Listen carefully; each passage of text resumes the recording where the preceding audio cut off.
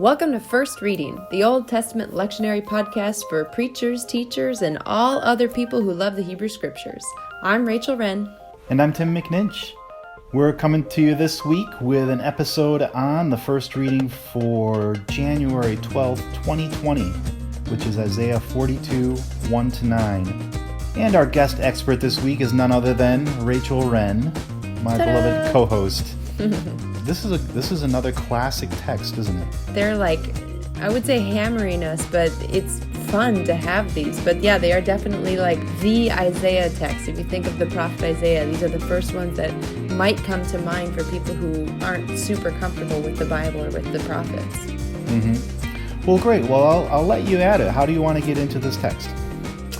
Well, the first thing I thought we might talk about is something like the theme of the passage. This is an interesting text because it's broken up into a couple of different parts. And there's a pretty defined break right away in the beginning. You have verses 1-4 that talk about something, and then verses 5-9 kind of take that something and flesh it out and show what that might look like. Do you want to know what the something is? Wait, what's the something? Well, the something is kind of the theme of this passage. It's a Hebrew word, mishpat. Mishpat, if you remember your Hebrew, is spelled mem, shin, pei, tet. Mishpat. It's a noun. It's often translated justice. It shows up a ton in Isaiah, and it shows up in 3 verses of this passage. Verse 1, Verse 3, and verse 4. So the first half of this passage, verses 1-4, is a description of the servant of God who will bring forth mishpat. And the second half, verses 5-9, are a description of what it looks like for this servant to live in or enact mishpat. So there's a lot to talk about in that, because there's who is the servant and what even is mishpat. Yeah. What is mishpat? Well, it's super hard to translate. As I mentioned before, it's often translated justice, but there's other Hebrew words like tzedakah, which are also translated justice. Yeah. So one of the things that's really helpful if you're looking for understanding a biblical word like that is to try to figure out what its range of meanings is. Hebrew, as you know, Tim, has less words than English, so those words have to do double, triple, sometimes quadruple duty. So when you're talking about the kind of work that mishpat is doing, there's a lot of a legal tinge to it, kind of different aspects of judgment. So there's the process of judgment where a case or a cause is presented. So the word can just mean a legal case, which is being presented for judgment. It can also be the decision of judgment itself, or even the enactment or execution of that judgment. But it doesn't just stop there. It's broader than that, too. It can be an adjective or an attribute, something like righteousness or a righteous person, a just person. And then finally, it can also include just this sense of properness of what is fitting, of in Old English, what you might say, what is meet, M-E-T-E, what is meet, what is right. So that's sort of the getting our arms around that word mishpat. And that's the thing that this beloved servant of Adonai is going to bring about in this text. The thing that Adonai is delighting in, is looking forward to, is almost hungry for. So in a sermon, for short, you could translate mishpat as justice, but it's one of those words that really needs translation with a phrase, a sentence, sometimes even a whole paragraph. And we have within those first 4 verses or so, all of those illustrations of the way that sort of what mishpat looks like in this particular servant, the sort of behaviors and attitudes and dispositions that might be illustrations of what mishpat's doing in this text. Yeah, exactly. That sort of surrounding imagery in the context can really be helpful in talking about what that looks like in this context. So here it's a person or a group of people perhaps that has had God's Spirit, God's Ruach put on them, that shall be doing something with other nations. And it's not going to be a violent something. A lot of times the direction or the the quality of action towards other people or towards other nations can be violent or at least tense in the Bible. But this one is the opposite of that. It's a voice that shall not be heard, that shall not be cried out or shouted aloud. It's a care for so much care and gentleness that a bruised reed or a dim wick will not be broken or snuffed out. Something about these qualities start to help us define what mishpat is in this text. Mm-hmm. So that's a lot about mishpat, and that's sort of the broad definition of it. I would imagine that then maybe the other direction of that, of trying to define that word too simply, that might be a good preaching pitfall. What do you think? Yeah. I think you've got two ditches in this case, and they're both preaching pitfalls. The one is making the word too complicated. A lot of times, I think we as scholars enjoy saying things like, well, this word can't be translated into English, or there's really no word that quite captures it. And while that might be true, it's not ultimately a helpful place to stop. So the one ditch is making the word too alien or too different. On the other hand, if you think of this word like a balloon, that when you've got that whole range of meanings, it's like a great big balloon that's kind of full of air and really just plentiful. You don't want to deflate that balloon either. You don't want to just pick one word to say this is what it means, because then you run into the case where all you're left with is a deflated word that means very little, at least as far as the text is concerned. Mm-hmm. So this is a preaching pitfall, but I think it actually could be a preaching angle. Justice is really it's both an overused word, in my opinion, in our context, and it's becoming a bit of a political word. So for some people, it's a really rallying cry. For others, it's really a turnoff or something that immediately puts them on the defensive. And yet it's something the Bible talks about a whole lot. So in both of those scenarios, I think inviting the congregation in to a really deep understanding of mishpat, of what this biblical word is and is talking about and is trying to tip us into, could be a really fun sermon, and this text could be a really sweet way into that. So one way I would suggest starting with that is to turn this into a refrain. Have a phrase that captures some of that full balloon of the word that you repeat throughout your sermon, both to help people stay engaged and to not end up with a deflated balloon. So if it were to be something like mishpat, judgment, righteousness, justice, I could see that being a really nice transition point between sections of your sermon that would help people grasp that this word means more than we give it, and also keep them connected as you're moving through your sermon. So that's both the preaching pitfall and an angle, I would say. Okay, well, let's move along here. In the first 4 verses, you were mentioning that this passage is talking about God's servant. Can you say more about that? Who is this servant? Yeah, the easy short answer is we don't know. No, that is the easy short answer, but there's, of course, many theories. One theory is that it's a political leader of the time who is helping enact this return from exile that you were talking about last week. Another theory, of course, is that this is a foretelling of the Messiah, and so we as Christians move easily and quickly to Jesus, especially this sort of connotation of a suffering servant who will not cry out or shout aloud, but bears the suffering with some sort of gentleness or dignity and comes to enact mishpat, judgment, righteousness, justice on the earth. Brueggemann actually has an interesting idea that I really like. He said that it's likely actually a singular servant, but that stands for a whole group of people, namely God's people, Israel. And I really like that idea. I think what that allows us to do is kind of find a way out of the very historical, this was an actual political person, and the more messianic, this was foretelling Jesus, by giving us a third option.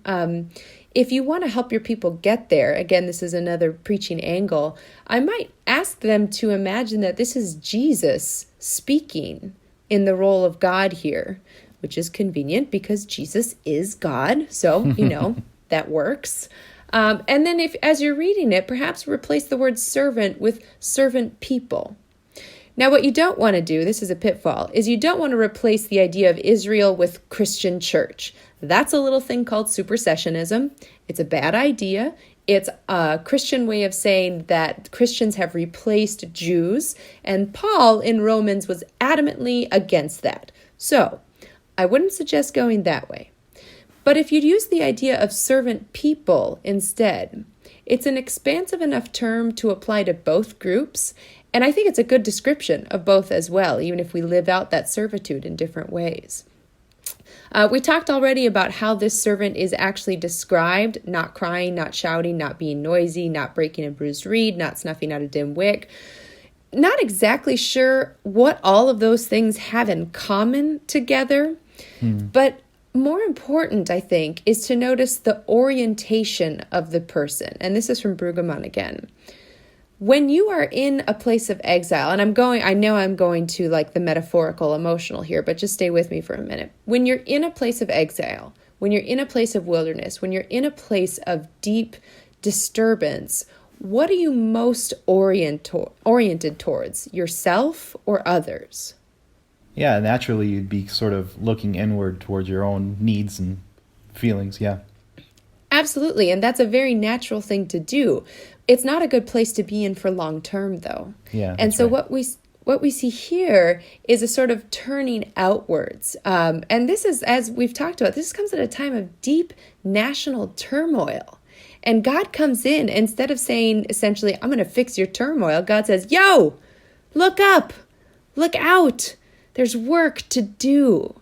So it's this orienting of the body and the eyes and the physical stance outward from us. And I think that's a really fun sermon angle too.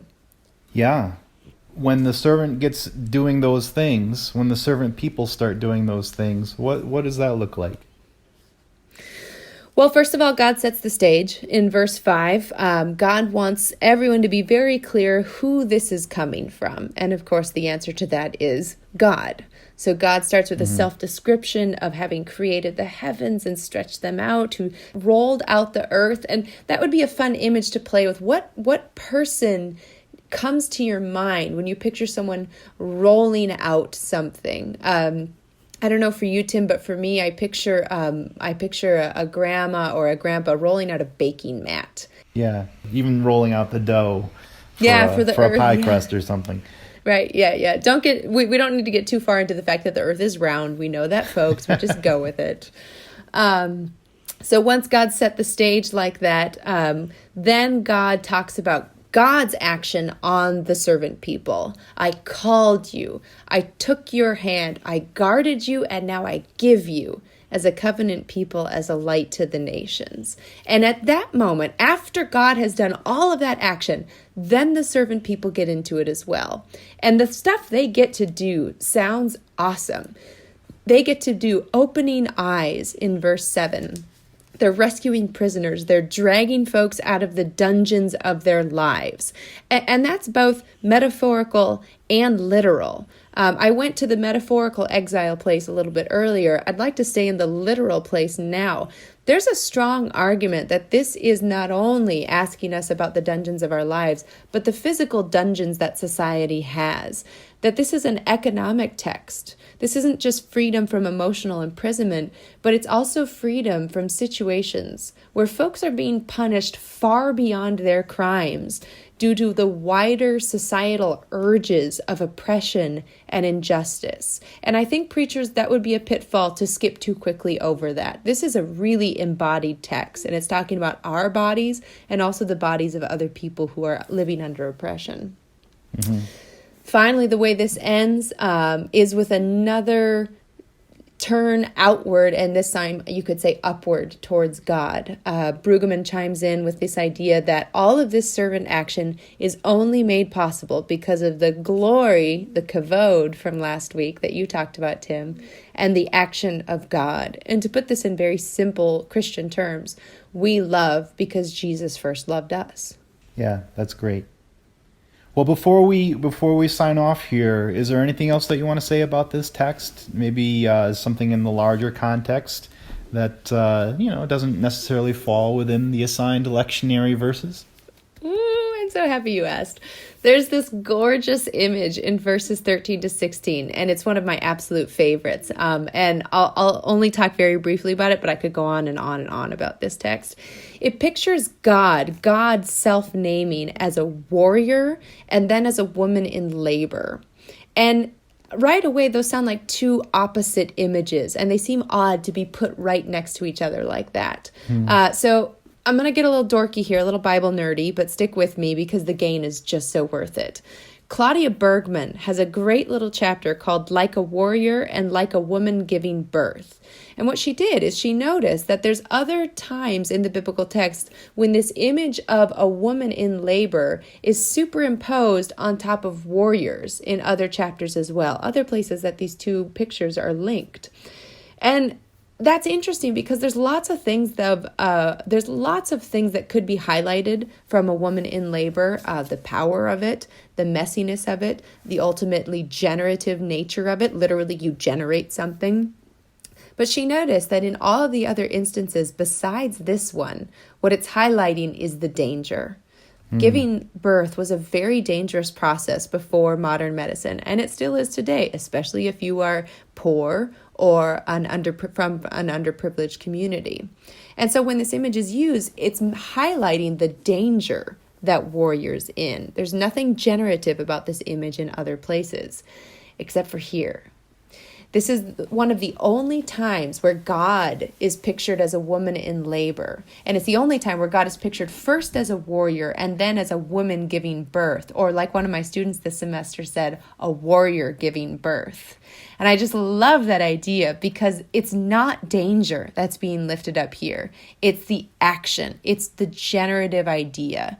God is holding back and restraining, but then like a woman giving labor, screams, pants, gasps, and hills are scorched, rivers are fried, marshes wither, and God's people are led back home. God's labor is not an image of danger here. It's an actual image of birth. God births light from darkness, level ground from rough places, and promises in verse 16. It's such a cool interpretation, and I don't know if it's preachable, but I feel like everybody should know it. So there you go.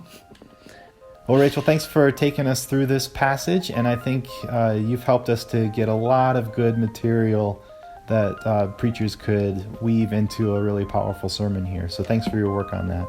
Glad to have done it. Okay, dear listeners, that brings us to the end of this week's episode. You know the drill. You can subscribe to us on iTunes or take a look at our website, firstreadingpodcast.com. We have a link to subscribe there as well, and you can see all of the back episodes and everything there as well. Let people know about what we're doing. Share us on your social media outlets, and that'll help us get the word out in 2020 about the good stuff that's happening over here at First Reading. Well, until next time, thanks for listening. I'm Tim McNinch. And I'm Rachel Wren. Happy preaching.